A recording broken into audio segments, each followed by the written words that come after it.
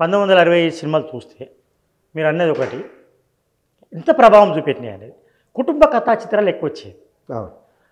అప్పట్లో కూడా మీరు అన్నట్టు ఇంతకుముందు ఇంటర్వ్యూలు చెప్పారు హీరోల చుట్టూ కథలు తిరిగినాయి, ఇప్పుడు తిరుగుతున్నాయి. కథ చుట్టూ పాత్రలు తిరిగాయి. అప్పుడు తర్వాత క్రమంలో హీరోల చుట్టూ యాక్షన్ చుట్టూ కథలు తిరుగుతున్నాయి. కథ అనేది ప్రధానం కాలేదు.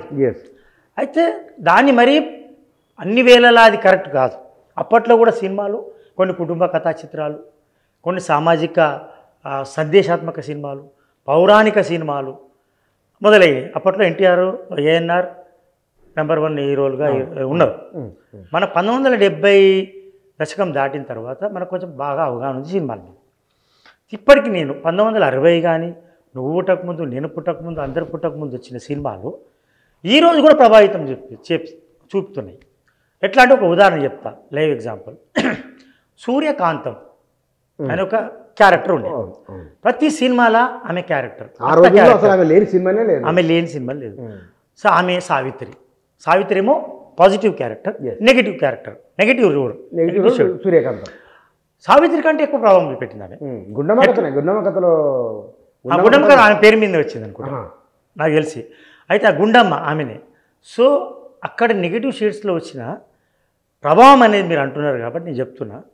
సూర్యకాంతం సావిత్రి పేరు పెట్టుకోరు, సూర్యకాంతం పేరు ఎవరో ఇప్పుడు పెట్టుకోలేదు. సూర్యకాంతి, సూర్యుని నుంచి వచ్చిన కాంతి. నాకు తెలిసిన మీనింగ్ చెప్తున్నాను నేను. సూర్యకాంతి అంటే ఒక నేచర్ను ప్రేమిస్తూ ప్రత్యక్ష గాడు, ప్రత్యక్ష దైవంగా మంచి పేరు పెట్టారు సూర్యకాంతం. ఎంత మంచి పేరు అనుకున్నాను. కానీ ఇప్పటి వరకు ఎవరైనా సూర్యకాంతం పేరు పెట్టారు చూసిరా? సావిత్రి పేరు ఎంతోమంది పెట్టుకున్నారు. సావిత్రి కూడా విషాదం ఉంది అక్కడ. ఒరిజినల్ జీవితంలో విషాదంతో ఆమె ఓకే అయిపోయేది, ఆమె రోల్ వేరు ఉంది. ఇక్కడ ఒరిజినల్ జీవితంలో సక్సెస్ ఏమే. సూర్యకాంతం చాలా మంచిది, వెన్నెలాంటి మనసు, ఆ పెద్ద మనిషి, అందరినీ ఆదరిస్తుంది. అయితే సినిమా ప్రభావం వల్ల సూర్యకాంతం ఇంట్లో పనిచేయాలని కూడా అప్పట్లో జనాలు రాలేదట. ఇప్పుడు ఈ ప్రభావం సినిమా ప్రభావం ఎట్లుంటుందంటే నాట్ ఓన్లీ ఒక సెక్షన్కు పరిమితం కాలేదు. ఇల్లిటరేట్స్, పండితులు, పామరులు, all sections, middle, lower middle, శ్రామికులు, కార్మికులు, కర్షకులు, ఇట్లా అందరి మీద ప్రభావం చూపింది ఒక సినిమా రంగం మాత్రమే. దృశ్యం, ఆ దృశ్యము సినిమా ద్వారానే ఉండేది ఇంతకుముందు. తర్వాత మన మీడియా కూడా వచ్చింది. ఆ దృశ్యము మీడియాలో దృశ్యం లేదు, దృశ్యం వచ్చిన తర్వాత కొంత మారింది. అయితే ఇక్కడ సూర్యకాంతం అనేది ఒక ప్రత్యక్ష ఉదాహరణ. నెగటివ్ షేడ్స్, ఇప్పుడు మీరు పుష్పదారిక వస్తుంది విలన్ రోల్, ఆ రోలు మాకు వద్దనుకుంటేనే ఆమె మీద ప్రభావం ఎక్కువ చూపెట్టింది. సూర్యకాంతం పేరు పెట్టుకోవడానికి కారణమే ఆమె బలంగా ఆమె ప్రభావం చూపెట్టింది. ప్రతి సినిమాలో ఆమె ఉండాలి. ఏదో ఒక్క సినిమాలో ఆమె ఒక పెద్ద మనిషిగా వ్యవహరించడం తప్ప గయ్యాలి అత్త నిర్మలమ్మ, సూర్యకాంతము, నిర్మలమ్మ మంచి మంచి పాత్రలు వచ్చినాయి. సూర్యకాంతం కాంతమ్మన ఎవరు సరే కాంత అనే పేరు ఉంటుంది అనేది. ఈ రెండు ఛాయాదేవి ఇటువంటి వాళ్ళు ఉన్నారు. వీళ్ళిద్దరికీ ఆ క్యారెక్టర్ ఇచ్చేది. సూర్యకాంతం చాలా ప్రభావం చూపెట్టింది. పనులు కూడా రాలేదు. అయితే ఒక్క ఉదాహరణ ఏమంటారు, ఏమయ్యా వాళ్ళు ఎత్తుంది అత్త ఎటువంటిది అని అంటే సూర్యకాంతం. అంటే మంచి వాళ్ళు కూడా పేరు పెట్టిండ్రు, నెగిటివ్ వాళ్ళని ఎక్కిరించడానికి. సూర్యకాంతం అంటే మీ అమ్మాయి మీ అత్త చూసి జాగ్రత్త గయ్యాలి అన్నట్టు. అంటే ఇప్పటికీ ఆమె సూర్యకాంతం ఆయన జైలు పూకంటే అంత ప్రభావం చూపెట్టింది. ఇప్పుడు జనరేషన్లో కూడా ఇప్పటికి కూడా పేరు ఎందుకు పెట్టుకోలే మరి? ఒకటి ప్రభావం అంటే చెప్తున్నా. అండ్ ప్రభావం ఎట్లుందంటే 60స్లో ప్రభావం ఉంది. సుడిగుండాల సినిమా చూసారు. సుడిగుండాల సినిమాలో అప్పట్లో ఒక సెన్సేషనల్ కోసం ఒక హత్య జరుగుతుంది. ఎందుకు చేస్తున్నారు హత్య అని అడుగుతాడు అఖిల నాగేశ్వరరావు. నా మనమని ఎందుకు హత్య చేయాల్సి వచ్చింది, నీకు ఏం కారణం ఉందంటే క్లబ్లలో తిరుగుతాం, అప్పుడు పబ్బులు తిరుగుతూ తప్పేంది అంటారు. మేము ప్రేమించుకునేది ఒకరిని, పెళ్లి చేసుకునేది ఒకరిని, సెలెక్ట్ చేసుకునేది ఒకరి, ఎలక్ట్ చేసుకునేది ఒకరి. ఆ సినిమాలు చెప్తుంది. నాకు తెలిసి 70 1968 పుట్టకముందు వచ్చిన సినిమా అనుకుంటున్నా, లేదా 65 ఎగ్జాక్ట్ లేదు. ఆ సినిమాలో విచిత్రమైన డైలాగ్స్ ఉంటాయి. ఆయన చెప్తాడు ఇక్కడ మూలమైంది, ఎక్కడ ఈ సంస్కృతి పుస్తకాలు సెక్స్ పుస్తకాలు వస్తున్నాయి, అవి చూసి చెడిపోతారు. ఇక్కడ అరెస్ట్ చేయండి మీరు, అక్కడ మూలం ఉంది, ఇక్కడ కాదు. ఈ బాలల్లో యువకులు చెడిపోవడానికి దారితీస్తున్న కారణాలు, వాటిని అరెస్ట్ చేయమని చెప్తూ ఒక సందేశం ఇస్తాడు. అని అడుగుతాడు సెన్సేషనల్ ఎందుకంటే, నేను సెన్సేషనల్ మర్డర్ చేసినప్పుడు పత్రికల్లో ఏం రాస్తున్నారు? ఈరోజు సెన్సేషన్ కోసం చాలామంది చేస్తున్నారు. పుష్ప లాంటి సినిమాలు చూసి కూడా సెన్సేషన్ చేస్తున్నారు. కాదండి, ప్రభావం అట్లా అంటారు. అప్పుడు ఏమంటాడు, నేను సినిమా పత్రిక ప్రభావం అంటాడు. పత్రికల్లో నేను వార్త వస్తే ఎట్లా చర్చించుకుంటారు, నా ఈ మర్డర్ గురించి ఏమని చర్చించుకుంటారు అని ఒక సరదాగా చేసినామంటాడు. సరదాగా ఆ సుడిగుండాల సినిమాలో అసలు స్పైన్ చిల్లింగ్ ఆయన మాటలు. అప్పుడు అక్కినేని నాగేశ్వరరావు అండ్ ఎన్టీ రామారావు వాళ్ళు యంగ్ హీరోస్, కానీ వాళ్ళు బడి పంతులు పాత్ర చేసారు. ఇక్కడ తాతల పాత్రలు చేసారు. అప్పుడు సందేశాత్మక సినిమాలు. అట్లా చూసుకుంటే పోతే 1960, 70 ఎండ్ అంటున్నారు కాబట్టి అక్కడి నుంచి ఎన్టీ రామారావు శకం చాలా బాగా అయింది. దాని తర్వాత ఎన్టీ రామారావు దగ్గర కొంచెం ఆగుదాం. బహుశా ఎన్టీ రామారావు ముఖ్యమంత్రి కావడానికి సినిమా రంగంలో ఆయన పోషించిన పాత్రలు చాలా ప్రధానమైన అనుకోవచ్చా? ఎట్లా ప్రభావం చూపిన ఎన్టీ రామారావు? అది బహిరంగ సత్యమే. కొన్ని సినిమాలు చెప్పండి. కొన్ని సినిమాలు ఏముంది, ఇప్పుడు గతంలో లవకుశ సినిమా సరే, పాత తరం పుట్టక ముందు వచ్చిన సినిమా ఓకే, కానీ లవకుశ ఇప్పటికీ చూస్తాం మనం. ఇప్పటికీ ఏదైనా సంపూర్ణ రామాయణం బదులు లవకుశని చూస్తారు.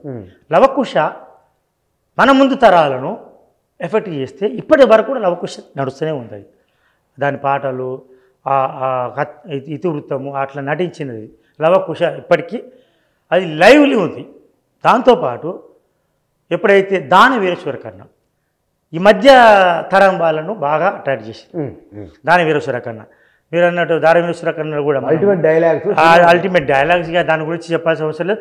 3-4 పాత్రలు కూడా చాలా లైవ్లీ పోషించడము, తర్వాత ఆ డైలాగులు, తర్వాత అందులో ఒక పాట కూడా చాలా లలితంగా పాటిస్తాడు. అదే అంటే దుర్యోధను కూడా పాట పెట్టిండాలి. ఆ పాట పెట్టి పాటలు ఉండవు. ఆయన దుర్యోధనుడికి హీరో, అందులో దుర్యోధనుడే హీరో, కర్ణుడు కాదు, పేరు కర్ణుడు. అయితే అక్కడ ప్రభుత్వం పాట పెట్టినారు. చిత్రం బలారే విచిత్రం, రాజనగరికి రారాజుని రప్పించుటే విచిత్రం అని పాట కళలో.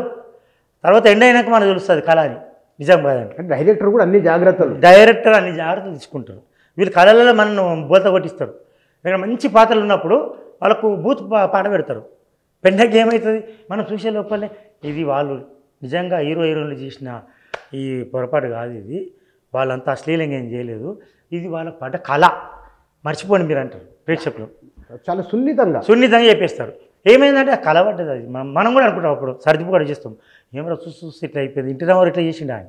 అంటే ప్రొడ్యూసరు జాగ్రత్త, దర్శకుని జాగ్రత్త, హీరో జాగ్రత్త, హీరోయిన్ జాగ్రత్త, అంటే సొసైటీకి ఏం మెసేజ్ ఇస్తున్నా అన్ని జాగ్రత్తలు. అదొకటి.